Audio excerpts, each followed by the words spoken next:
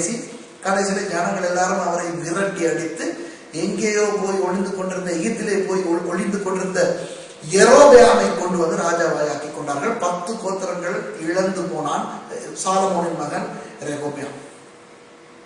ஆண்டவர் ஊழியத்துக்கு உங்களை அழைத்தவுடன் அதை போய் நண்பர்களிடத்திலே பேசாதீர்கள். நீங்கள் என்ன நினைக்கிறீர்கள், நான் ஊழியத்துக்கு போகவா? நீங்கள் என்ன நினைக்கிறீர்கள், நான் ஓய்வு நாள் பாடசாலையிலே கற்றுக் கொடுக்கவா?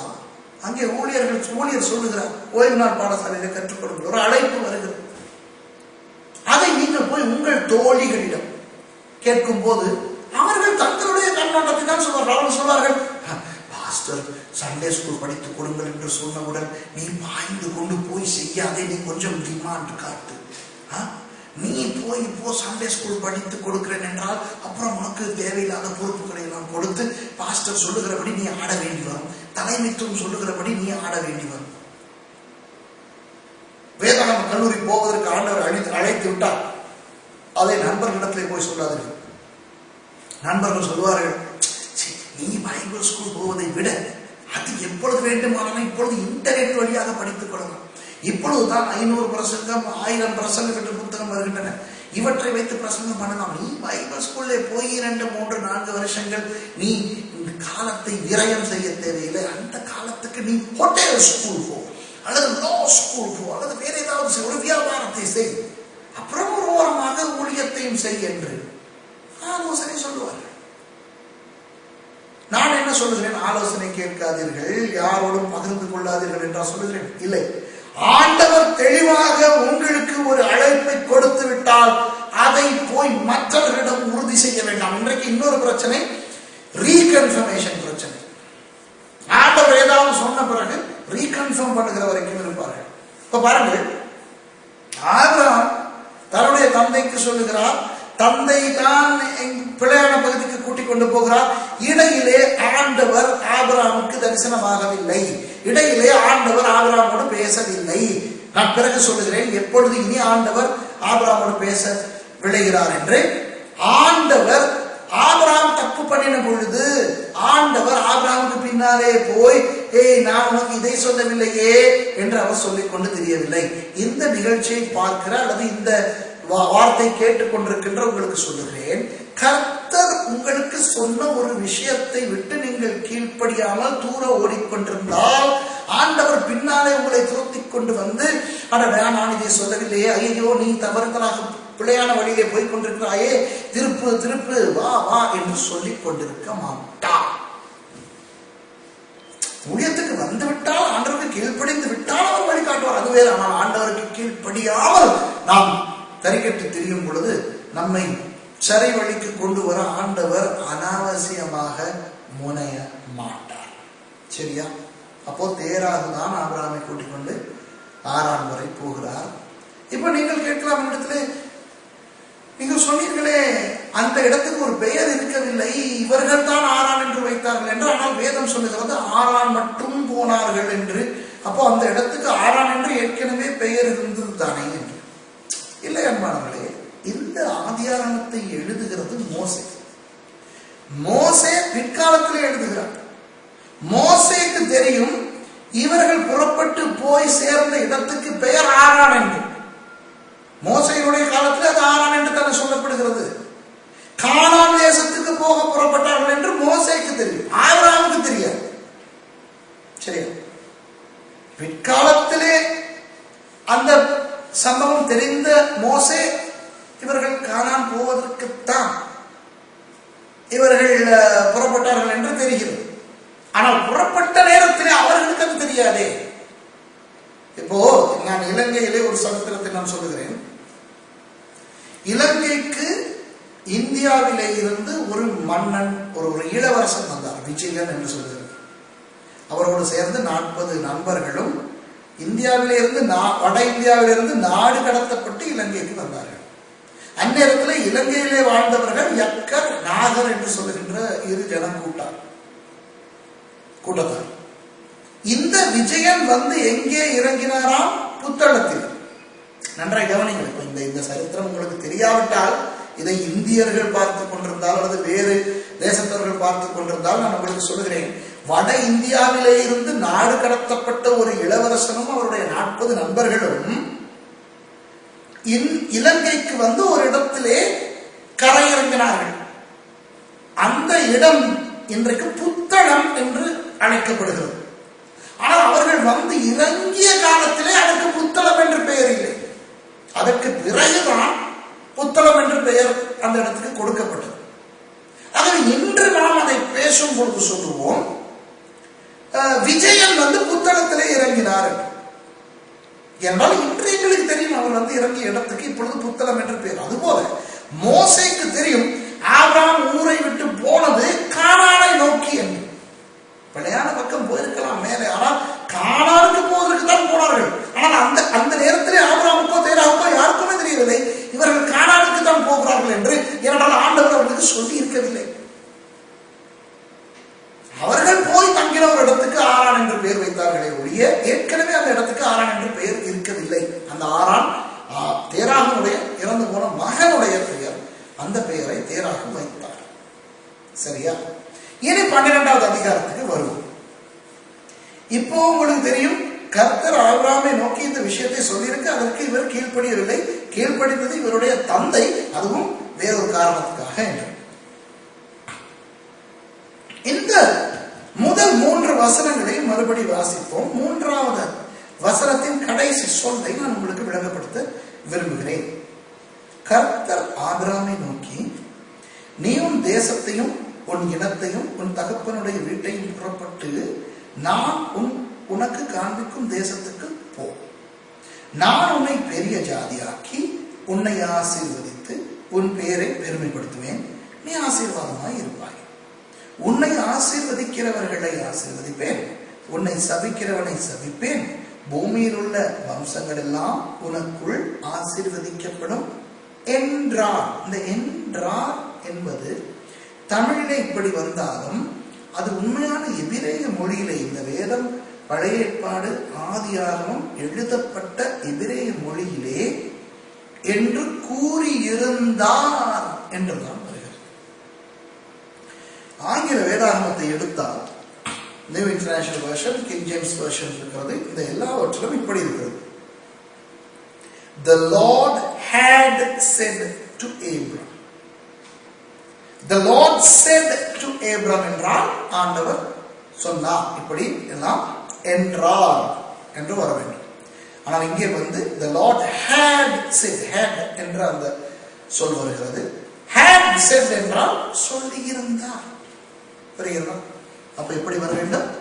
ஆண்டவர் ஆபிரகாமை நோக்கி இப்படி உன்னுடைய தேசத்தை எல்லாம் விட்டு போ, நான் உன்னை ஆசீர்வதிப்பேன் என்று சொல்லி இருந்தார். எங்கே சொன்னார்?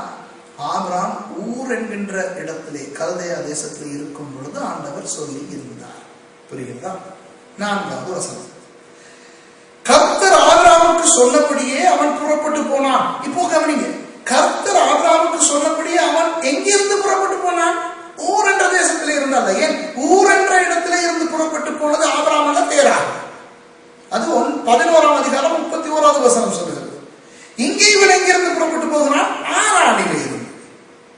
கர்த்தர் ஊர் என்கின்ற தேசத்திலே சொல்லியிருந்த அந்த விஷயத்துக்கு ஆபிரகாம் கீழ்ப்படிந்தது சுமார் 30 வருஷங்களுக்கு பிறகு ஆரான் தேசத்திலே இருந்து, ஆரானிலே இருந்து புறப்பட்டு போனான். லோத்தும் அவனோட கூட போனான். இப்போ பாருங்க, அதை உறுதிப்படுத்துகிறேன். ஆபிரகாம் ஆரானை விட்டு புறப்பட்ட போது 75 வயதுள்ளவனாயிருந்தான். அப்போ அவன் எங்கிருந்து புறப்பட்டு போனான்? ஆரானிலே இருந்து. ஆகவே கிறிஸ்தவர்களே கவனியுங்கள், ஆபிரகாம் ஊர் என்ற தேசத்தை விட்டு புறப்பட்டு போகவில்லை, ஆரான் என்ற இடத்தை விட்டு புறப்பட்டு போனான். ஆனால் ஊர் என்ற இடத்திலே இருந்து புறப்பட்டு போனது அவனுடைய தந்தை. தந்தைக்கு மகனான அவன் தந்தை பின்னாலே போனான். புரிகிறதா? ஆகவே ஆரம்பத்திலேயே ஆண்டவருக்கு கீழ்ப்படியாத இவன் ஏன் ஆண்டவரால் தெரிவு செய்யப்பட்டான்? வேறு யாரும் இல்லாதபடினாலா? பதில் பின்னால் வரும். ஆபிரகாம் தன் மனைவியாகிய சாராயையும் தன் சகோதரனுடைய குமாரனாகிய லோத்தையும் தாங்கள் சம்பாதித்திருந்த தங்கள் சம்பத்தெல்லாவற்றையும் ஆரானிலே சகோதரித்த ஜனங்களையும் கூட்டிக் கொண்டு அவர்கள் கானான் தேசத்துக்கு புறப்பட்டு போய் கானான் தேசத்திலே சேர்ந்தார்கள். கானான் தேசத்துக்கு போய் சேர்ந்து விட்டார்கள். இனி பாருங்கள், 6வது வசனம் இப்படி சொல்லுகிறது, ஆபிரகாம் அந்த தேசத்தில் சுற்றித் திரிந்து சீகேம் என்னும் இடத்துக்கு சமீபமான மோரே என்னும் சமபூமி மட்டும் வந்தான். சமபூமி, அக்காலத்திலே கானானியர் அத்தேசத்திலே இருந்தார்கள். கர்த்தர் ஆபிரகாமுக்கு தரிசனமாகி, 7வது வசனம், கர்த்தர் ஆபிரகாமுக்கு தரிசனமாகி உன் சந்ததிக்கு இந்த தேசத்தை கொடுப்பேன் என்றார். இப்போ இவர்கள் எல்லாரும் வந்து விட்டார்கள். வந்து சீகேம் என்ற இடத்திலே வந்து விட்டார்கள். இந்த சீகேம் என்ற இடத்திலே வைத்து தான் ஆண்டவர் ஆபிரகாமுக்கு தரிசனமாகி சொல்லுகிறார், இந்த தேசத்தை உனக்கு கொடுப்பேன். அதுவரை ஆபிரகாமுக்கு தெரியாது நாம் ஆண்டவர் சொன்ன இடத்துக்கு வந்து விட்டோம் என்று. இன்னும் ஆரானில் இருந்து புறப்பட்டு கொஞ்சம் மேற்கே போய் வடக்கே போய் அப்புறம் தெற்காக வந்தவன் இன்னும் பிரயாணமாய் போய்கொண்டிருக்கிற போது திடீரென ஆண்டவர் சொல்கிறார், ஓகே ஆபிரகாம் ஸ்டாப், நில், இந்த தேசத்தை நான் உன் சந்ததிக்கு கொடுப்பேன். புரிகிறதா? அதாவது இதுதான் இடம், வந்து விட்டார். ஆண்டவர் சொல்லியிருக்கவில்லை, இப்ப சொல்லுகிறார், வந்து விட்டார். எவ்வளவு சந்தோஷமான ஒரு சமாச்சாரம். ஆனால் ஒன்றை கவனித்தீர்களா? அங்கே ஊர் தேசத்திலே ஆபிரகாம் இருந்த பொழுது ஆண்டவர் ஆபிரகாமோடு பேசினதுக்கு பிறகு இப்பொழுதுதான் ஆண்டவர் முதல் முறையாக ஆபிரகாமோடு பேசுகிறார். இடைப்பட்ட அந்த 30 வருஷ காலம் ஆண்டவர் ஆபிரகாமோடு பேசவே இல்லை. அன்பானவர்களே, ஆண்டவர் உங்களுக்கு தெளிவாக ஒரு காரியத்தை செய்ய சொல்லி இருந்தால் அதை நீங்கள் செய்யும் வரை ஆண்டவர் உங்களோடு பேச மாட்டார். கீழ்ப்படியும் வரை ஆண்டவர் பேச மாட்டார். கீழ்ப்படியாமல் இருக்கும் பொழுது ஆண்டவர் பேசுவது போல இருந்தால் அது ஆண்டவர் அல்ல, ஒருவேளை பிசாசா இருக்கலாம் அல்லது மாம்சமா இருக்கலாம். ஆண்டவர் பேசுவதென்றால் நாம் கீழ்ப்படிந்தாக வேண்டும். கீழ்ப்படுகிறது தான் பலியை விட உத்தமம். பலியை விட கீழ்ப்படிதல் உத்தமம். வேதம் சொல்லுகிறது, கீழ்ப்படுகிறவர்களோடு மாத்திரம் தான் ஆண்டவர் பேசுவார். ஆபிரகாமுடைய கதையில் இருந்து இது தெரிகிறது. இப்போ நடக்கிறது, ஆபிரகாமுக்கு எவ்வளவு பெரிய ஒரு சந்தோஷம் வந்திருக்க வேண்டும். Praise the Lord, கர்த்தருக்கு ஸ்தோத்திரம், நான் வர வேண்டிய இடத்துக்கு வந்து விட்டேன். எத்தனை வருஷங்கள் போயிருந்தாலும் வந்து விட்டோம். அடேங்கப்பா, பெரிய சந்தோஷம். அப்பொழுது அவன் தனக்கு தரிசனமான கர்த்தருக்கு அங்கே ஒரு பலிபீடத்தை கட்டினான். பாத்தீங்களா? ஆபிரகாமுக்கு ஆண்டவர் சொன்னவுடன் இதுதான் நான் உனக்கு உன் சந்ததிக்கு கொடுக்க போகின்ற தேசம் என்று அவன் சந்தோஷத்திலே அவன் ஒரு பலிபீடத்தை கட்டினான். கொஞ்சம் யோசிப்பார்கள். ஆண்டவர் தரிசனமாகி சொல்கிறான், ஆஹா, இப்போ நீ பாஸ்டரா இருக்கிறாயா, இதுதான் நீ செய்ய வேண்டிய ஊழியம், இதோ வந்து விட்டாய். நீ ஒரு பைபிள் காலேஜ் பிரின்சிபல் ஆகிவிட்டாயா, இதுதான் உன்னுடைய ஊழியம். நீ சுவிசேஷகனாகி விட்டாயா, வந்து விட்டாய் இடத்துக்கு, இதுதான் உன்னுடைய ஊழியம். இதை நான் உனக்கு மேன்மைப்படுத்த போகிறேன், உன்னை மேன்மைப்படுத்த போகிறேன், உன்னை மகிமைப்படுத்த போகிறேன், இதுதான் உன்னுடைய ஊழியம். சரியான இடத்துக்கு வா, வந்து விட்டாய் என்று சொல்லும் பொழுது எவ்வளவு ஒரு பெரிய சந்தோஷம். இந்த அனுபவம் எனக்கு இருக்கிறது. அன்பானவர்களே, ஆண்டவருக்கு கீழ்ப்படிய எனக்கு மிகவும் விருப்பம். ஆனால் கீழ்ப்படிய தெரியாது. அங்கும் இங்கும் அலைந்து உலகம் பூராவும் போய் கடைசியிலே இந்த பெல்வுடிலே இந்த இடத்துக்கு வந்த போது ஆண்டவர் ஒரு நாள் சொன்னார், தரிசனம் காட்டி சொன்னார், இதுதான் உன்னுடைய வேதாகம கல்லூரி நிறுவப்பட வேண்டிய இடம். என்ன ஒரு மகிழ்ச்சி வந்தது தெரியும். ஒரு பயங்கர ஒரு இன்பம் அதில் இருக்கிறது. ஆகவே இந்த ஆபிரகாமுடைய உணர்வை ஓரளவு புரிந்து கொள்ளக்கூடியதாக இருக்கிறது. மற்றது இன்னொன்று, இந்த நிகழ்ச்சியை பார்க்கின்றவங்களுக்கு நான் இன்னொன்றை சொல்ல வேண்டும். நான் ஒரு மனோதத்துவ வைத்தியனும் கூட. அப்படி இருக்கும்போது மனோதத்துவ ரீதியாகவும் நான் நிறைய விஷயங்களை ஆராய்ந்திருக்கிறேன். இந்த இடத்துல ஆபிரகாமுடைய மனநிலை எப்படி இருந்திருக்கும்? ஆங்கிலத்தில் சொல்லுவோம், he must have been raving in ecstatic frenzy. எப்படி அடக்க முடியாத ஒரு இன்ப நிலைக்கு அவன் தள்ளப்பட்டிருக்கும் அவனுடைய மனதில். அவன் பலிபீடத்தை கட்டி ஆண்டவருக்கு நன்றி செலுத்துகிறான். அடுத்து என்ன செய்திருக்க வேண்டும் அன்பானவர்களே? இந்த தேசத்தை ஆண்டவரை கொடுக்கிறேன் என்று சொன்னால் இனி அவர் தன்னோடு வந்தவர்களை எல்லாம் அங்கே அவர் தங்க வைத்து கூடாரங்களை செய்து கட்டடங்களை நிறுவி அவர்கள் அங்கே ஆரானிலே அவர்கள் போய் குடியிருப்பதற்கு என்ன விதமான ஆயத்தங்களை செய்தார்களோ அந்த ஆயத்தங்களை இந்த சீகேமிலே இவர்கள் செய்திருக்க வேண்டும் அல்லவா? ஒரு விஷயத்தை ஞாபகப்படுத்துகிறேன். ஞாபகம் இருக்கிறதா? பிற்காலத்திலே மோசேயினுடைய உதவியாளனாய் இருந்த யோசுவா தன்னுடைய கடைசி காலத்திலே ஜனங்களை எல்லாம் அழைத்து சொல்கிறாரே, நீங்கள் தெரிவு செய்து கொள்ளுங்கள், நதிக்கு அப்புறத்திலே, அதாவது ஐபிராத்தின் நதிக்கு அப்புறத்திலே இருந்த உங்கள் தெய்வங்களை நீங்கள் வணங்கப் போகிறீர்களா, அல்லது இந்த தேசத்திலே இருக்கின்ற இந்த கானானியர்களுடைய தெய்வங்களை வணங்கப் போகிறீர்களா? நானும் என் வீட்டார்மோ என்றால் கர்த்தரையே சேவிப்போம் என்று. அப்பொழுது ஜனங்கள் எல்லாரும் சொல்கிறார்கள், இல்லை இல்லை யோசுவா, நாங்களும் நம்முடைய கர்த்தரை தான் சேவிக்க போகிறோம் என்று சொன்னவுடன் அவர் அந்த இடத்திலே 12 கற்களை எடுத்து வைத்து இதை சாட்சிகளாக நிறுவுகிறேன் என்று சொல்கிறாரே, அது சீகேமிலே வைத்து செய்தார். ஏன் சீகேமிலே? சீகேமிலே தான் முதல் ஆண்டவர் ஆபிரகாமுக்கு சொன்னார், இதுதான் உன்னுடைய சந்ததிக்கு கொடுக்கப்பட போகின்ற தேசம் என்று. அதனால் சரி, இப்போ ஆபிரகாமுடைய கதைக்கு வருவோம். இங்கே ஆபிரகாம் என்ன செய்திருக்க வேண்டும்? இந்த சீகேமிலே தங்குவதற்குரிய சகல ஏற்பாடுகளையும் செய்திருக்க வேண்டும். ஆனால் மனுஷன் இன்னமும் திருந்தவில்லை. பாருங்கள் அடுத்த வசனம், 8வது வசனம்.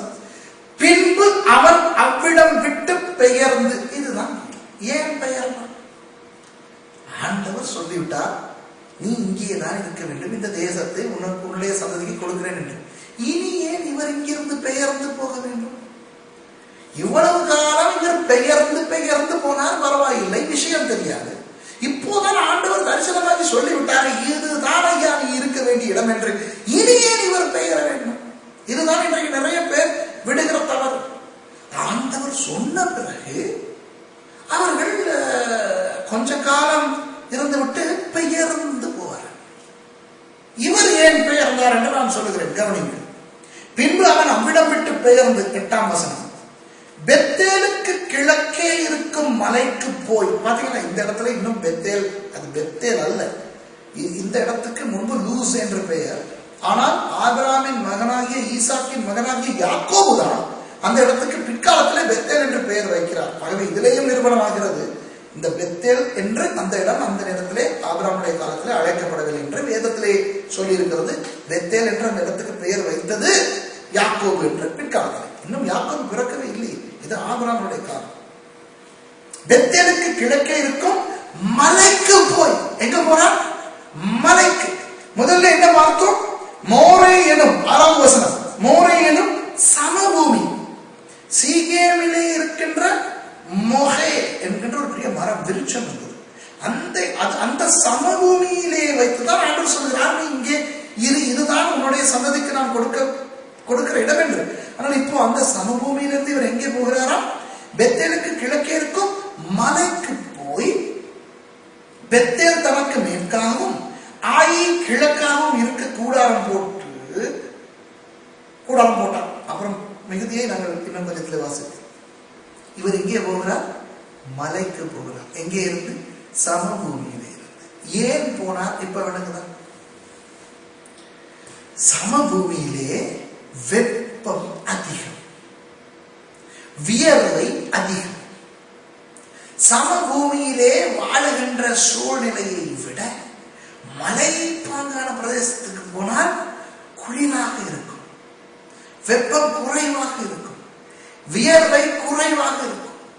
இரவிலே காற்றை விசிறி உறங்குவதை விட மலை தேசத்திலே போனால் நன்றாக போர்த்தி கொண்டு தூங்கலாம், உறங்கலாம்.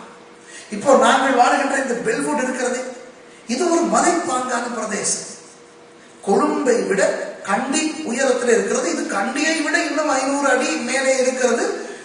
அப்படி ஒரு இன்பமான ஒரு காலநிலை இங்கே. இரவிலே நன்றாக இந்த குயில்ட் எல்லாம் போர்த்தி கொண்டுதான் படுக்கிறோம். பெரிய கம்பளி போர்வைகள் போர்த்தி கொண்டு உறங்குகிறோம். இங்கே அருமையாக இருக்கும், அனாவசியமாக வியர்க்காது. இங்கே வியர்க்க வேண்டும் என்றால் ஓட வேண்டும் அல்லது விளையாட வேண்டும், அப்பொழுதுதான் கொஞ்சம் வியர்க்கும். இங்கே நன்றாக விவசாயம் செய்யலாம். மலை பிரதேசம், இங்கே கேரட், லீக்ஸ், கிழங்கு என்று விவசாயம் செய்யலாம். இங்கு நன்றாக மாடு வளர்க்கலாம், புல் எல்லாம் இருக்கின்றது. தாழ்நிலங்களை விட, சமபூமியை விட மலை தேசம் அழகானது, நீர்வீழ்ச்சிகள் இருக்கின்றன, நல்ல பனியெல்லாம் வரும், மேகங்கள் மலையோடு மோதும் காட்சி அருமையானது. ஆகா, எல்லா விதத்திலும் இந்த மலை தேசத்திலே வாழுவது, மலை தேசத்திலே வாழுகின்ற ஒருவனாக சொல்லுகிறேன், இன்பமோ இன்பம், அப்படி ஒரு இன்பம். இதற்காகத்தான் ஆபிரகாம் சமபூமியில் இருந்து போகிறார். ஆங்கிலத்தில் சொல்வதென்றால் Abraham was seeking for a comfort zone. தன்னுடைய இன்பத்தை, தன்னுடைய சுகத்தை நாடி மலைக்கு போகிறார். இன்றைக்கு இதுதான் நடக்கிறது நிறைய பேருடைய வாழ்க்கையிலே. ஆண்டவர் சொல்லும் பொழுது, நீ சுவிசேஷ ஊழியத்தை செய், இதுதான் நான் உனக்கு தருகிற ஊழியம் என்று கொஞ்ச காலம் போனால் இவர் சபை நடத்தி கொண்டிருப்பார். இவாஞ்சலிஸ்ட் சபை நடத்துகிறார். ஏன்? சபை நடத்தும் போது அது மலையிலே வாழ்வது போல. வெளியே போய் திட்டு வாங்க தேவையில்லை, ஏற்றி வாங்க தேவையில்லை, அடி வாங்க தேவையில்லை, சுவிசேஷ ஊழியத்தை செய்து கொண்டு திரிய தேவையில்லை. அழகாக ஒரு சபையை நடத்தி கொண்டு இருக்கலாம். பிழையான இடத்திலே போய் கொண்டிருப்பார். ஏன்? தனக்கு வசதி வேண்டும் என்று. ஆனால் இந்த இக்கரைக்கு அக்கறை பச்சை என்பது போல சுவிசேஷனாக அழைக்கப்பட்டவனுக்கு மேய்ப்பனுடைய ஊழியம் பச்சையாக கவர்ச்சியாக தெரியும். அதே போல மேய்ப்பனாக ஊழியம் செய்கிறவருக்கு சுவிசேஷ ஊழியம் செய்கிறது பச்சையாக கவர்ச்சியாக தெரியும். இக்கரைக்கு அக்கறை பச்சை. ஆகவே மேய்ப்பனாக அழைக்கப்பட்டவர் சுவிசேஷ ஊழியம் செய்து கொண்டிருப்பார். ஏன்? அது அவருக்கு வசதி. பாஸ்டர் ஊழியம், சுவிசேஷ ஊழியம் செய்கிறவருக்கு மலை. சுவிசேஷ ஊழியம் பாஸ்டர் ஊழியம் செய்கிறவருக்கு மலை. இப்போ இவர்கள் பார்க்கிறார்கள் என்னை போன்ற ஒரு மனிதன். ஐயோ, பாஸ்டர் சுரேஷ் பைபிள் காலேஜ் நடத்துகிறார், என்ன அருமையான ஊழியம்.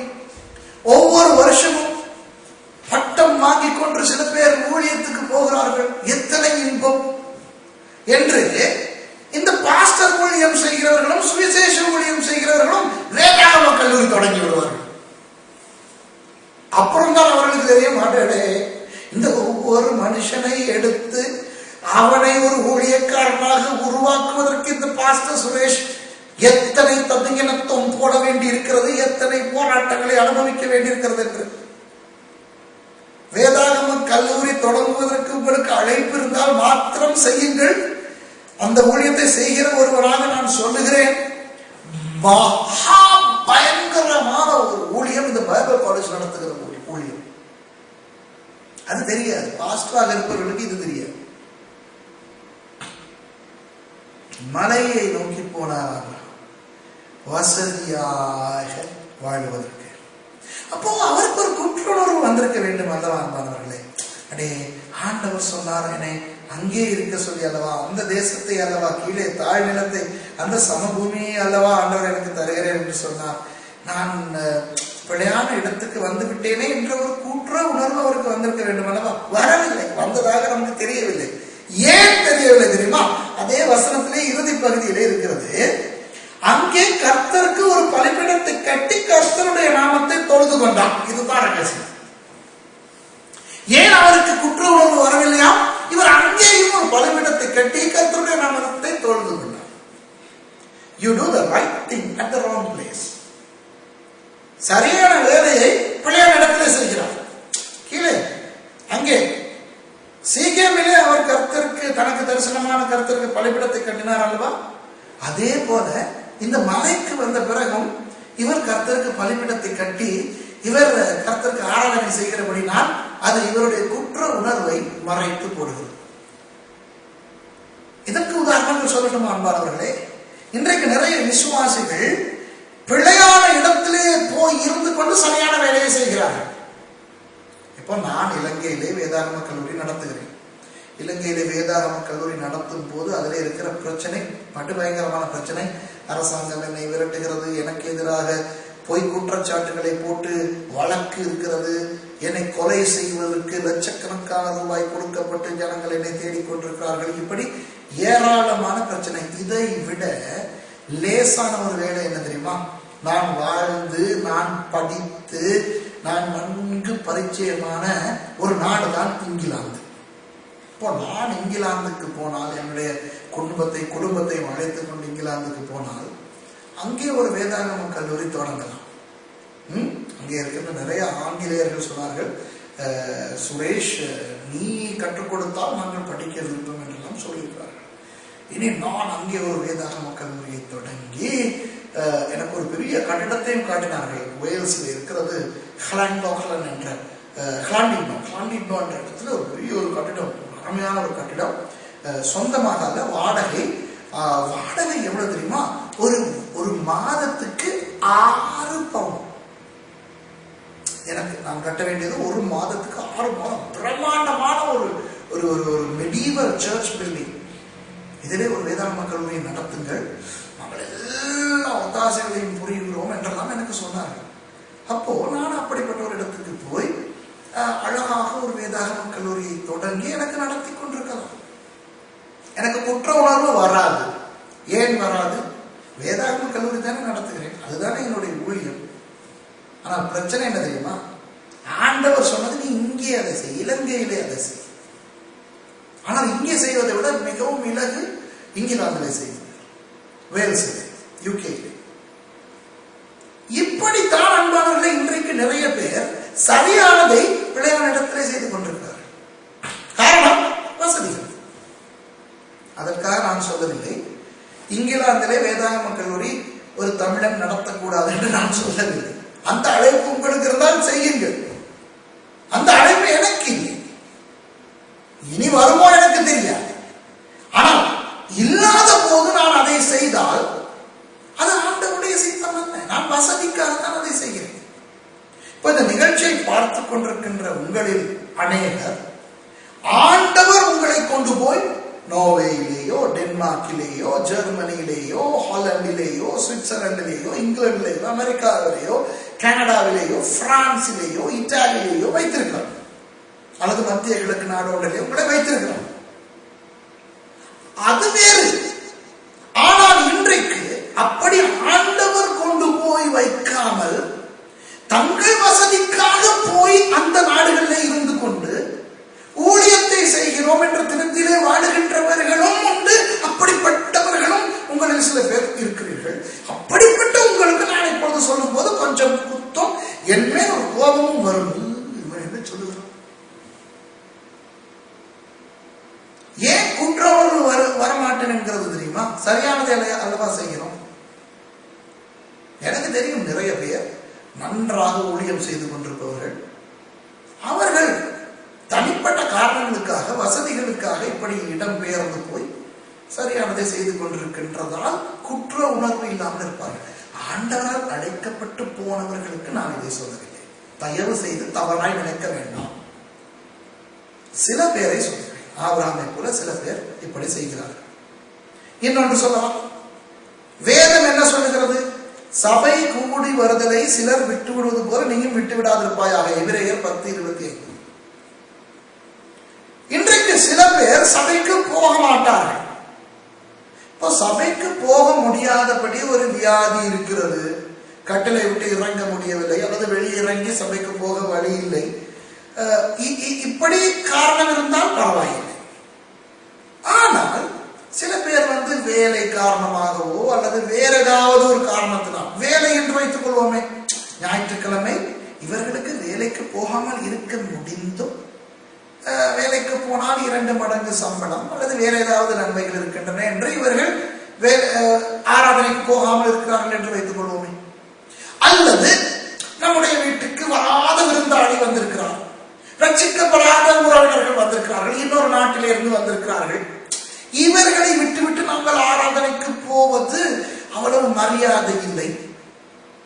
ஆகவே இந்த ஞாயிற்றுக்கிழமை ஆராதனைக்கு போகாமல் இவர்களோடு இருப்போம், இருந்து இவர்களோடு நண்பர்களாக இவர்களை திருப்திப்படுத்தினால் ஒருவேளை அதனாலேயே இவர்கள் ரட்சிக்கப்படுவதற்கும் சந்தர்ப்பம் உண்டு தானே என்று இந்த என்னுடைய பாஷையிலே இந்த புல்டா போண்டா கஞ்சா கப்சா என்று சொல்வேன் அடிக்கடி. இப்படி சொல்லுகின்ற விசுவாசிகள் இருக்கிறார்கள். ஆனால் இப்படிப்பட்டவர்களுக்கு குற்ற உணர்வு வராமல் இருப்பதற்கு இவர்கள் என்ன செய்வார்கள் தெரியுமா? ஒரு MP4 பிளேயரை அல்லது ஒரு MP3 பிளேயரை அல்லது ஒரு வாக்மனை எடுத்து காதலை அடித்துக் கொண்டு இவர்கள் பிரசங்கம் கேட்டுக்கொண்டு வேலை செய்வார்கள். அல்லது ஒரு ஆராதனை கீத சிடியை போட்டுக்கொண்டு ஆண்டவருடைய காரியத்தை தானே செய்கிறார்கள். அந்நிய பாஷை பேசிக்கொண்டே வேலை செய்வது. அப்போ என்ன, நான் ஆண்டவருடைய சிந்தனையிலே தான் இருந்தேன், கர்த்தரை ஆராதித்துக் கொண்டிருந்தேன். எல்லாரும் சபையிலே ஆராதிக்கிறார்கள், நான் வேலையை செய்து கொண்டு ஆராதித்துக் கொண்டே வேலை செய்தேன். இல்லாவிட்டால் ஏதாவது ஒரு கிறிஸ்தவ நிகழ்ச்சி தொலைக்காட்சியிலே பார்ப்போம், ஒரு பிரசங்க சிடியை போட்டு, அல்லது ஹோலி காட், லிவிங் காட் என்று நம்முடைய கிறிஸ்தவ நிகழ்ச்சிகள் இருக்கின்றன. ஆங்கில நிகழ்ச்சிகள் God TV, Church Channel, Blessing TV, அல்லது தமிழில் இருக்கின்ற ஏஞ்சல் டிவி, ரெயின்போ டிவி. இந்த டிவிகள் ஆண்டவருக்கு ஸ்தோத்திரம். இந்த நிகழ்ச்சிகள், கர்த்தருடைய நிகழ்ச்சிகள் நமக்கு நம்முடைய வீட்டு முன் அறை வரை வந்து கர்த்தருடைய வார்த்தையும் கர்த்தருடைய ஆராதனையும் எங்களுக்கு கொடுக்கின்றன. ஆனால் இதை காரணமாய் வைத்துக் கொண்டு தங்களுக்கு வர வேண்டிய குற்ற உணர்வை மறைத்து போடுவார்கள். சரி, இன்றைக்கு நான் சபைக்கு போகாவிட்டாலும் இந்த தொலைக்காட்சி வழியாக நான் ஒரு வார்த்தையை கேட்டேன், ஒரு ஆராதனையை பார்த்தேன். இப்போ சில ஆங்கில தொலைக்காட்சிகளிலும் சரி, தமிழ் தொலைக்காட்சிகளிலும் சரி, சில நேரம் ஞாயிற்றுக்கிழமை ஆராதனைகளை அப்படியே லைவாக நேரடி ஒளிபரப்பாக நமக்கு ஒளிபரப்பார்கள். அப்போ அதை போட்டு அதிலே கலந்து கொள்கிறோமே என்கின்ற ஒரு நிலை. இப்ப இது தவறல்ல. ஆனால் இவர்கள் இந்த நல்ல காரியத்தை தங்களுடைய தவறை மூடுவதற்கு பயன்படுத்துகிறார்கள். ஆபிரகாம் ஒரு பலிபீடத்தை, இன்னொரு பலிபீடத்தை கட்டி ஆண்டவரை ஆராதனை செய்தது தவறா? இல்லையே. ஆனால் அதை அவர் எங்கே செய்கிறார்? இந்த மலையில பிள்ளையான இடத்துல போய் வைத்துக் கொண்டு செய்கிறார். ஆகவே அவருக்கு குற்ற உணர்வு வரமாட்டேன். இப்ப இவரால் நிற்க முடியவில்லை, ஒரு இடத்துல இருக்க முடியவில்லை. வடக்கில் இருந்து ஆரானில் இருந்து தெற்கு நோக்கி பிரயாணம் செய்து கொண்டிருந்தார். வந்தார் சீகேமுக்கு. ஆண்டவர் சொன்னார், இங்கே இரு என்று. அவரால் இருக்க முடியவில்லை, மலைக்கு ஏறினார், அதுவும் இன்னும் கொஞ்சம் தெற்காக. இப்போ அங்கேயும் இவருக்கு போர் அடித்து விட்டது. சபைக்கு போகாமல் சிடியிலே, வாக்மனிலே, MP4 பிரசங்கமும் ஆராதனை பாட்டும் கேட்கின்றவர்கள் எத்தனை ஞாயிற்றுக்கிழமை இதை செய்ய போகிறார்கள்? கொஞ்ச காலத்தில் அதுவும் போர் அடித்து போய் அது தேவையில்லை என்று அவர்கள் வேலை செய்ய தொடங்கி விடுவார்கள். தொலைக்காட்சி பார்ப்பவர்களும் அப்படித்தான். கிறிஸ்தவ தொலைக்காட்சியை பார்ப்பவர்களும் ஆராதனைக்கு போகாமல் அதற்கு பதிலாக எவ்வளவு காலத்துக்கு தான் பார்த்துக் கொண்டிருக்க போகிறார்கள்? வந்த விருந்தாளி சினிமா படம் போட்டு பார்த்துக் கொண்டிருந்தால் நாங்கள் என்ன செய்வது? இவர்களுக்கு துணையாக இங்கே உட்கார வேண்டும். இவர்களும் உட்கார்ந்து கொண்டு ஞாயிற்றுக்கிழமை ஆராதனைக்கு பதிலாக தொலைக்காட்சி, கிறிஸ்தவ தொலைக்காட்சி பார்த்தவர்கள் இப்போ சினிமா படம் பார்க்க ஆரம்பித்து விடுவார்கள். அதுதான் இவருக்கும் நடந்தது. 9வது வசனம் சொல்லுகிறது, அதில் பின் ஆபிரகாம் புறப்பட்டு தெற்கே பிரயாணம் பண்ணிக்கொண்டு போனார். பாத்தீங்களா? இவர் இன்னும் நிற்கிறார் ஒரு இடத்துக்கு. சீகேமிலேயே ஆண்டவர் சொல்லிவிட்டார், மகனே இதுதான் உனக்கு கிடைக்கிற இடம், இதுதான் உன் சந்ததிக்கு கிடைக்கிற இடம். சரி ஆண்டவரே, நன்றி ஆண்டவரே, எல்லாம் பலிபீடம் கட்டி ஆண்டவரை ஆராதித்து விட்டு அங்கே இருந்து தொடர்ந்து போகிறார். எங்கே போகிறார்? மலைக்கு போகிறார், கூலான இடத்துக்கு போகிறார். அங்கேயும் பலிபீடம் கட்டி எல்லாம் பண்ண பிறகு இவருக்கு இங்கேயும் போர் அடித்து விட்டது. இங்கே கொஞ்சம் போவோம். தெற்கே போனவர் நெகேவ் என்ற ஒரு பிரதேசத்துக்கு வந்து விட்டார். இது கானான் தேசம் அல்ல. கானானுக்கு தெற்காக, அராபியாவுக்கு வடக்காக இருக்கின்ற ஒரு பகுதி நெகேவ் என்ற ஆங்கில வேதாகமத்திலே அது தெளிவாக இருக்கிறது. Verse 9 of chapter 12 in Genesis. Then Abram set out and continued toward the Negev. New International Version, NIV.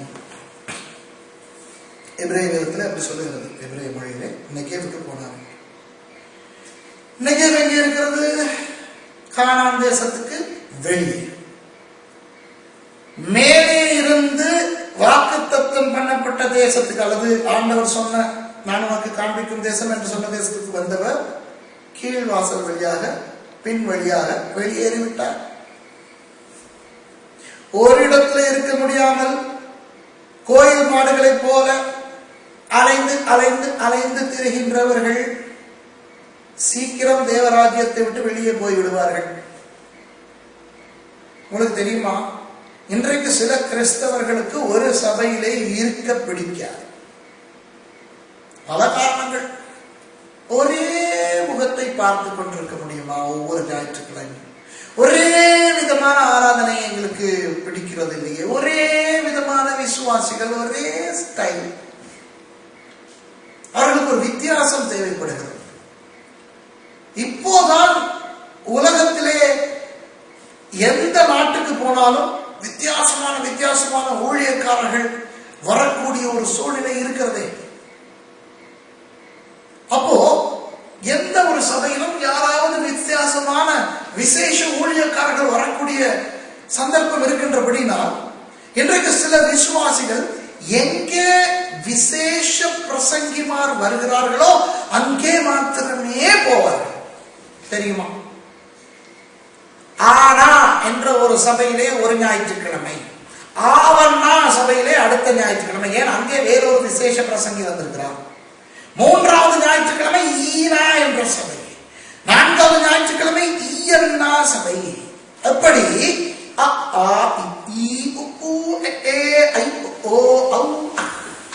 என்று இன்றைக்கு கிறிஸ்தவர்கள் வித்தியாசமான சபைகளிலே போய் பிரசங்கம் கேட்டுக்கொண்டிருக்கிறார்கள். அவர்களுக்கு பெரிய திருப்தி. ஏன்?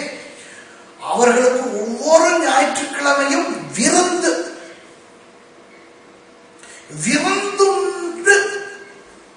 ஒரு மனுஷனுக்கு வளர முடியாது. ஒரு குழந்தையை எடுத்துக்கொண்டால் குழந்தைக்கு மிகவும் பிரியமா இருக்கும் சாக்லேட் சாப்பிடுவது.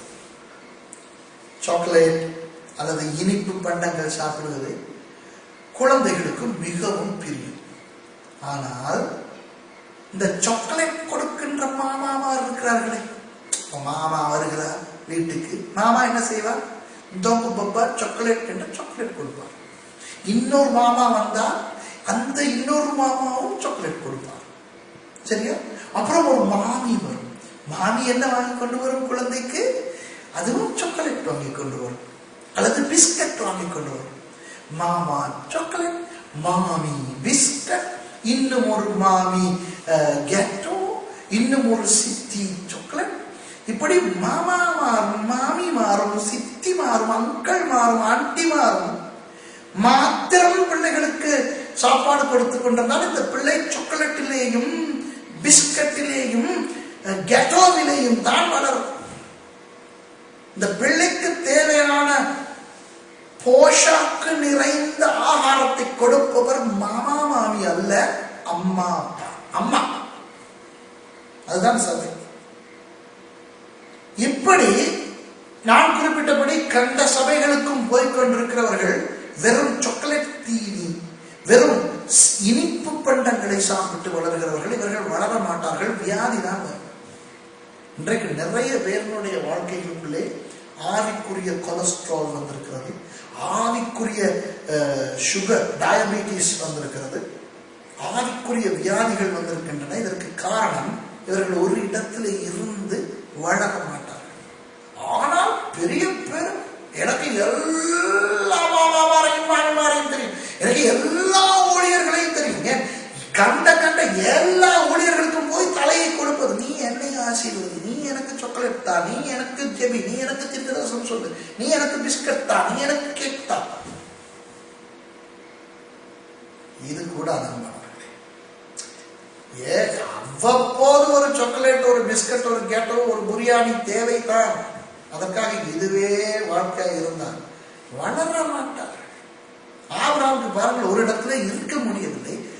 அவன் என்ன செய்கிறான்? கடைசியிலே தெற்கே நெகேவுக்கு வந்து விட்டான்.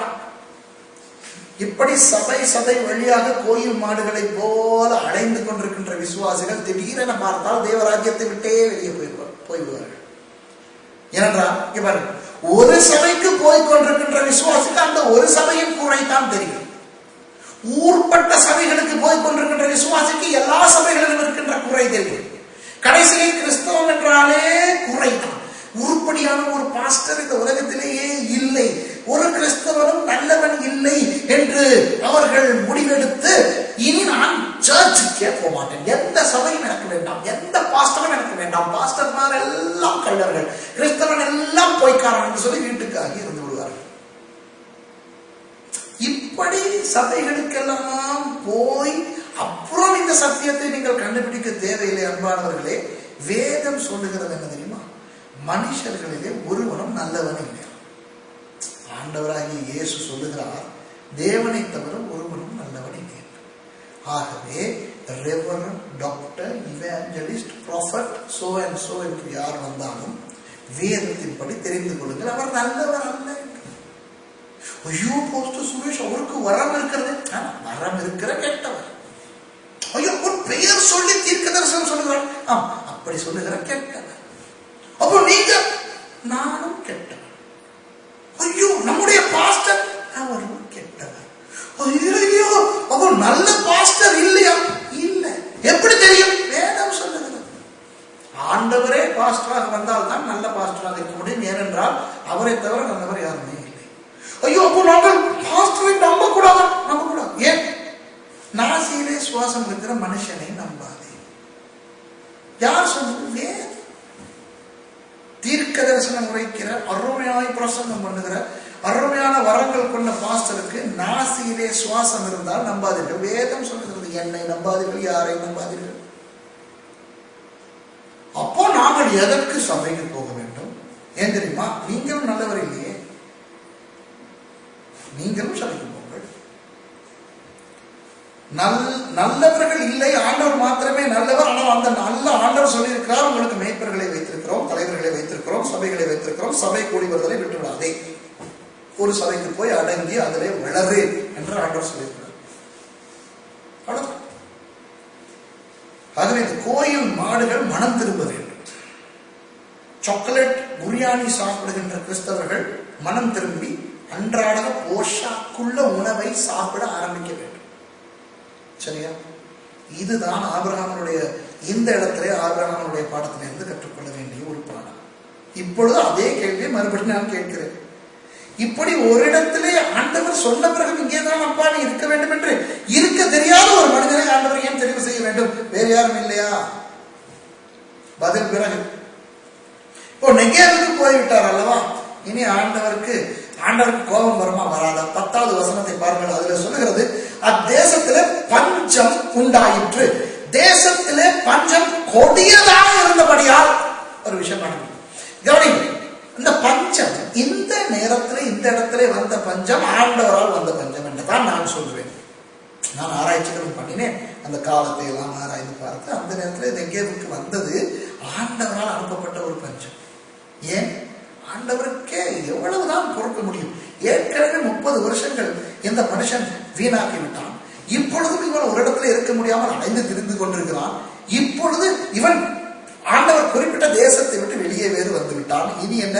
பஞ்சம் வருகிறது. அன்பானவர்களே, இன்றைக்கு நிறைய கிறிஸ்தவர்களுடைய வாழ்க்கையிலே பஞ்சம் இருக்க வேண்டிய இடத்திலே இல்லாதபடினா. இப்போ பஞ்சம் என்று சொல்லும் பொழுது நம்முடைய வாழ்க்கைகளிலே வருகின்ற பணப்பற்றாக்குறை, வியாதிகள், பிரச்சனைகள், இவற்றை நான் சொல்லுகிறேன் என்று நினைக்காதீர்கள். நம்முடைய பிரச்சனைகள் வரும், தீரும். கொஞ்ச காலம் இருக்கும், தீரும். சில பிரச்சனைகள் குறுகிய காலத்திலே தீரும், சில பிரச்சனைகள் நீண்ட காலத்திலே தீரும். ஆனால் நம்மளே சில பேருக்கு நிச்சயமாக தெரியும், நமக்கு வந்திருக்கின்ற சில நீண்ட கால பிரச்சனைகள் இது சாதாரண பிரச்சனை அல்ல, இது பஞ்சம். அப்படிப்பட்ட சில பிரச்சனைகள், நான் இதை குறித்து பிரசங்கம் பண்ணவில்லை. ஆகவே இதை குறித்து விளக்கி நான் நேரத்தை விரயம் செய்ய விரும்பவில்லை. ஆனால் நம்மளே சில பேருக்கு வந்திருக்கின்ற சில பஞ்சங்களின் காரணம் ஆண்டவர் நமக்கு இந்த பஞ்சத்தை அனுமதித்தது என்று தெரியும். ஏனென்றால் நாம் பிழையான இடத்திலே இருக்கிறோம். சரி, இப்போ இந்த தேசத்திலே பஞ்சம் வருகிறதே, ஆபிரகாம் என்ன செய்திருக்க வேண்டும்? உடனே உணர்ந்திருக்க வேண்டும். அடடா, ஆண்டவர் சொன்ன இடத்தை விட்டு நாம் கூடுதலாக வந்து வெளியே வந்து விட்டோமே என்று உடனே திரும்பி சரியான இடத்துக்கு இவர் போயிருக்க வேண்டும். ஆனால் இவர் என்ன செய்கிறார் பாருங்கள். பஞ்சம் கொடிதாய் இருந்தபடியினால் ஆபிரகாம் எகிப்து தேசத்திலே தங்கும்படி அவ்விடத்துக்கு போனான். எகிப்துக்கு போறார். இப்போ மறுபடி இதுதான், இந்த வேதம் தான் கானான் தேசம் என்று வைத்துக் கொள்வோம். ஆரானிலே இருந்து வடக்கு, அதாவது வடக்கிலே இருந்து ஆரானிலிருந்து தெற்கு வழியாக வந்தவர் சீகேமுக்கு வந்தார். அங்கே இருந்து மலைக்கு போய் அங்கே ஒரு இடத்துல இருந்தால் பெத்தேலுக்கு கிழக்காக. கடைசியில் அங்கிருந்து இந்த கானான் தேசத்தை விட்டு நெகேவுக்கு வந்து விட்டார். திரும்ப வடக்கு நோக்கி திரும்பி போகாமல் இவர் இங்கே மேற்கு நோக்கி எகிப்துக்கு போகிறார். ஏன் எகிப்துக்கு போனார்? எப்படி இவருக்கு எகிப்தை பற்றி தெரியும்? மெசொப்பொத்தேமியாவிலே, கல்தேயாவிலே, கூர் என்கின்ற இடத்திலே இவர் வாழ்ந்த பொழுதே நமக்கு உலக சரித்திரம் சொல்லுகிறது, மெசொப்பொத்தேமிய நாகரிகத்தாருக்கும் எகிப்திலே இருந்த நைல் நதி நாகரிகத்தாருக்கும் இடையிலே வணிக தொடர்பு இருந்தது என்று. எகிப்திலே இருந்து வணிகர்கள் பாபிலோனுக்கும், பாபிலோனிலே இருந்து வணிகர்கள் எகிப்துக்கும் போக்குவரத்தாய் இருந்தார்கள். இங்கே இருந்து பண்டங்கள் அங்கே கொண்டு போய் பண்டமாற்று வியாபாரம் செய்யப்பட்டு இவர்கள் மறுபடி இங்கே வந்தார்கள். அந்த காலத்திலேயே ஆபிரகாமுக்கு தெரியும் எகிப்து என்ற தேசம் ஒரு சுபிட்சமான தேசம், எகிப்திலே இருப்பவர்கள் எல்லாம் வித்தியாசமானவர்கள், நம்ம ஊரிலே கிடைக்காத நிறைய விஷயங்கள் எகிப்திலே கிடைக்கும் என்றெல்லாம் இவருக்கு தெரியும்.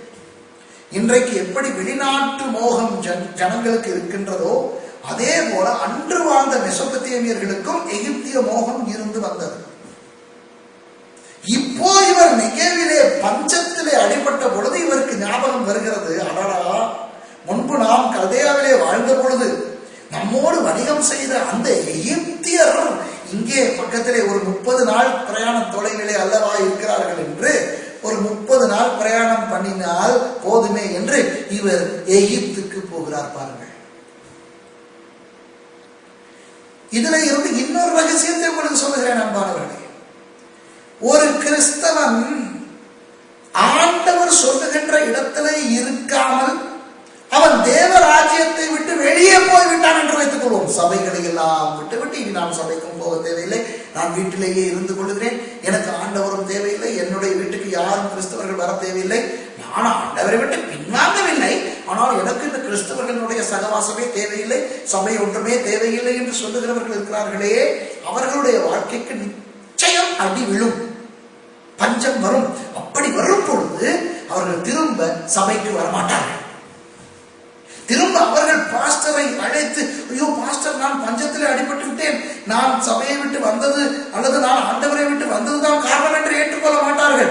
அந்த நேரத்திலே தான் அவர்களுக்கு ஞாபகம் வரும், அடடா, நாம் ரட்சிக்கப்படுவதற்கு முன்பதாக நம்முடைய ஒரு உறவினர் இருந்தாரே அங்கே, அல்லது நம்முடைய ஒரு நண்பர் இருந்தாரே இங்கே, அவரோடு தொடர்பு கொண்டால் ஒருவேளை அவர் எனக்கு சகாயம் அளிப்பாரோ என்று. அந்த நேரத்திலே பார்த்து ஒரு பழைய டயரி கிடைக்கும், அதிலே அந்த அந்த அந்த மாமாவினுடைய தொலைபேசி நம்பர் இருக்கும், எடுத்தால் ஒரே அடியாக லைன் கிடைக்கும். மாமாவும் பாசத்தை கொட்டி பேசுவார், ஐயோ இப்படி இருக்கிறீங்க, இன்னும் ஐயோ எவ்வளவு வருஷம், 18 வருஷம் ஆகிவிட்டது உங்களோட தொடர்பு கொண்டு, உடனே நீங்கள் வாருங்க, அது நான் வரட்டா, உதவி செய்யலாம், அப்பதான் பாசம் தான் போத்துக்கிட்டு.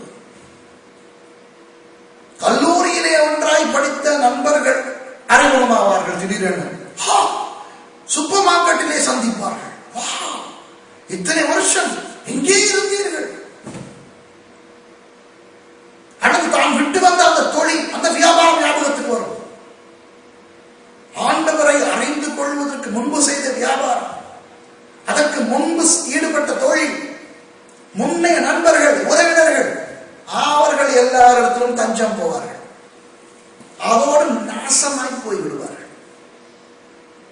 திரும்ப இந்த நிகழ்ச்சியை பார்க்கின்றவர்கள் அல்லது இந்த வார்த்தை கேட்டுக்கொண்டிருக்கின்ற உங்கள் வாழ்க்கையிலே நீங்கள் இருக்க வேண்டிய இடத்தை விட்டு போன காரணத்தினால் உங்களுக்கு பஞ்சம் வந்திருந்தால், உங்களை தாழ்த்தி உங்களை நொறுக்கி நீங்கள் அந்த இடத்துக்கு போய் சேராவிட்டால் உங்களுடைய அத்தனை நன்மைகளையும் இழந்து போய் பழைய நிலைமையை விட மோசமான ஒரு நிலைமைக்கு தள்ளப்படுவீர்கள் என்பதனை நான் ஆணித்தரமாக இங்கே குறிப்பிட விரும்புகிறேன். எகிப்துக்கு போக புறப்படுகிறான். 11வது வசனம், அவன் எகிப்துக்கு சமீபமாய் வந்த போது தன் மனைவி சாராயை பார்த்து, நீ பார்வைக்கு அழகுள்ள ஸ்திரீ என்று அறிவேன், எகிப்தியர் உன்னை காணும் போது இவள் அவனுடைய மனைவி என்று சொல்லி என்னை கொன்று போட்டு உன்னை உயிரோடு வைப்பார்கள். ஆகையால் உன் நிமித்தம் எனக்கு நன்மை உண்டாகும் படிக்க, உன்னாலே என் உயிர் பிழைக்கும் படிக்க நீ உன்னை என் சகோதரி என்று சொல் என்றான். இங்கே பாருங்கள் அன்பானவர்களே, இவர்கள் எகிப்துக்கு போன பிற்பாடு அங்கே உள்ளவர்கள் சாராயை அழகானவள் என்று கண்டு அவளை பார்வோனிடத்திலே கொண்டு போக முயற்சி செய்த பொழுது ஆபிரகாம் சாராயை பார்த்து நீ என்னுடைய சகோதரி என்று சொல்லவில்லை. இன்னும் எகிப்துக்கு போகவே இல்லை, சமீபமாய்த்தான் வந்திருக்கிறார்கள். அப்பொழுதே ஆபிரகாம் முன்னெச்சரிக்கையாக சொல்லுகிறார் சாராயை பார்த்து, அவர்கள் இப்படி சொல்லுவார்கள், அப்போ நீ என்னை உன் அண்ணன் என்று சொல்லு. இதுல இருந்து என்ன தெரிகிறது? ஆபிரகாமுக்கு ஏற்கனவே தெரியும் இந்த எகிப்தியர் எப்படிப்பட்டவர்கள் என்று. தெரிந்து கொண்டே போகிறார். எகிப்தியர்கள் பெண் பைத்தியம் பிடித்தவர்கள் என்று தெரியும். எப்படிப்பட்ட பெண் பைத்தியம்? இங்கே சாராய் ஆரானை விட்டு புறப்படும் பொழுது 65 வயது அவளுக்கு. எப்படி தெரியும்? வேதம் சொல்லுகிறது, முதலிலே வாசித்தோம், ஆரானை விட்டு புறப்படும் பொழுது ஆபிரகாம் 75 வயதுடையவனாய் இருந்தான் என்று. 75 வயதுடைய ஆபிரகாமுடைய மனைவி 10 வயது குறைந்தவள், ஆபிரகாமை விட 65 வயது. அங்கே இருந்து சீகேம் வந்து, பெத்தேல் வந்து, நெகேவ் வந்து இங்கே பிரயாணம் பண்ணும்போது ஒரு சில வருஷங்களை வைப்போமே, கிட்டத்தட்ட 70 வயது இந்த சாராய்க்கு. 70 வயது அம்மாவை பார்த்து இந்த எகிப்தியர்கள் இச்சையிலே விழுந்து ஆபிரகாமை கொலை செய்து இவளை எடுத்துக் கொள்வார்கள் என்று ஆபிரகாமுக்கு தெரியும். அந்த அளவுக்கு இந்த எகிப்தியர்கள் பெண் பைத்தியம் பிடித்தவர்கள், பெண் மோகம் கொண்டவர்கள் என்று தெரிந்தும் போகிறார்கள்.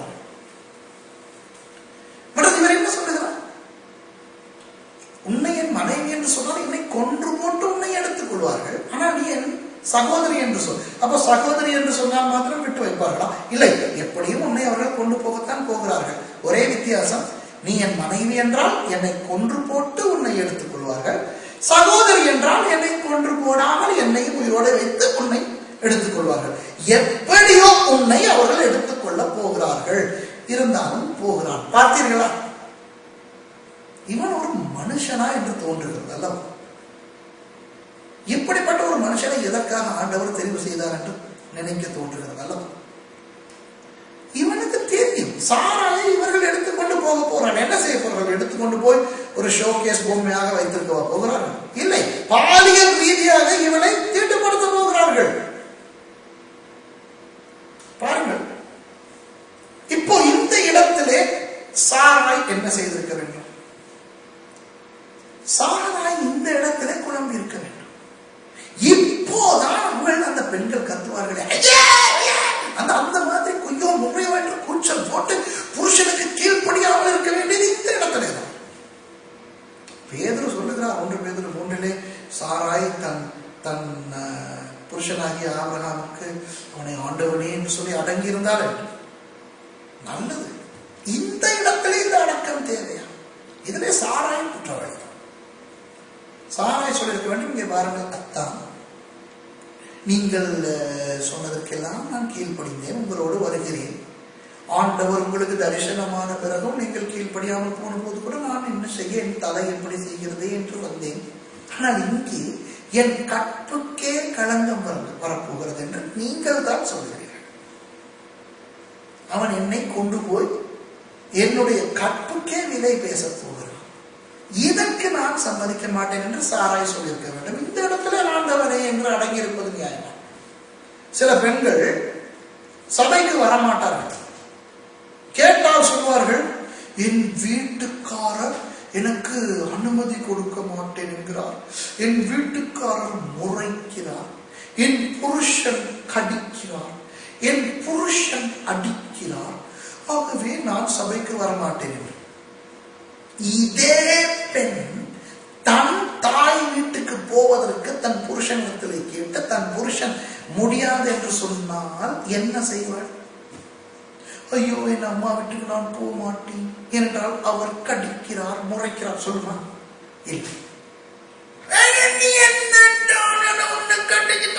என்னுடைய அம்மாவை நான் விடணும், ஆச்சா போச்சா போன சொல்லி புருஷனுடைய தலையை பராட்டி சக்தி பானையை தூக்கி வீசி தலை கீழே ஆட்டம் போட்டு பெரிய போராட்டம் போட்டு தங்களுக்காக வேண்டியதை செய்து கொள்வார்.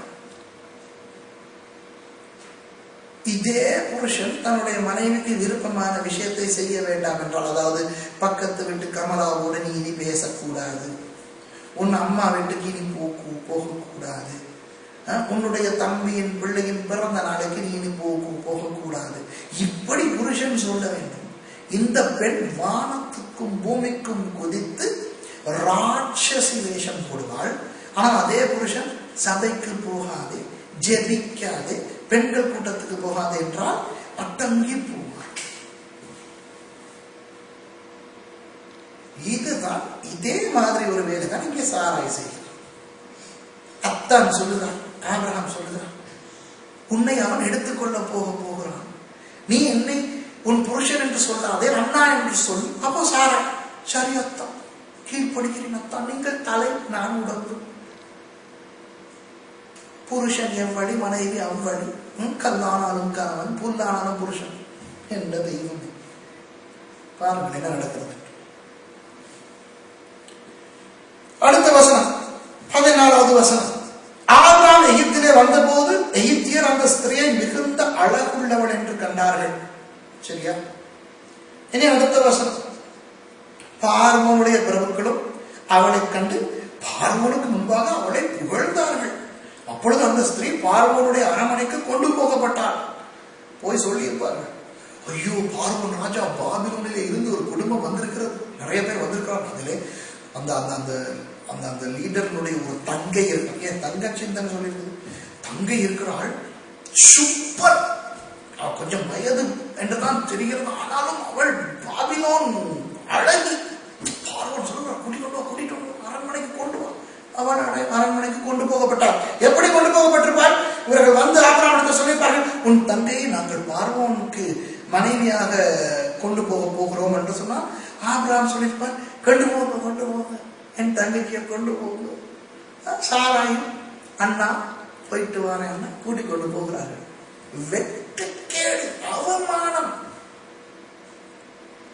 உங்களுக்கு தெரியுமா, சரித்திரத்தில் அந்த அவர்களுடைய ஏடுகளிலே பார்த்தேன், அதுல இருக்கிறது, சாராய் பார்வோனிடத்திலே கொண்டு போகப்பட்டு ஒரு பெரிய திருமணம் நடந்து, அந்த பார்வோனுக்கும் சாராய்க்கும் கல்யாணம் நடந்து, சாராய் பார்வோனுக்கு மனைவியாக 18 மாதங்கள் இருந்தார்கள். இதை நீங்கள் நம்ப மாட்டீர்கள். நீங்கள் சொல்கிறீர்கள், நான் கள்ள உபதேசம் சொல்லுகிறேன் என்று. பாருங்கள், இந்த இடத்துல 16வது வசனம் சொல்லுகிறது, அவள் நிமித்தம் அவன் ஆபிரகாமுக்கு தயை பாராட்டினான். அவனுக்கு ஆடு மாடுகளும் கழுதைகளும் வேலைக்காரரும் வேலைக்காரிகளும் கோழிகை கழுதைகளும் ஒட்டகங்களில் கிடைக்கும். இது ஒரே நாளிலே கிடைக்கவில்லை, கிடைத்துக் கொண்டிருந்தது. ஆபிரகாமுடைய மனைவியாகிய சாராயின் நிமித்தம் கர்த்தர் பார்வோனையும் அவன் வீட்டாரையும் மகாவாதைகளால் வாதித்தார்.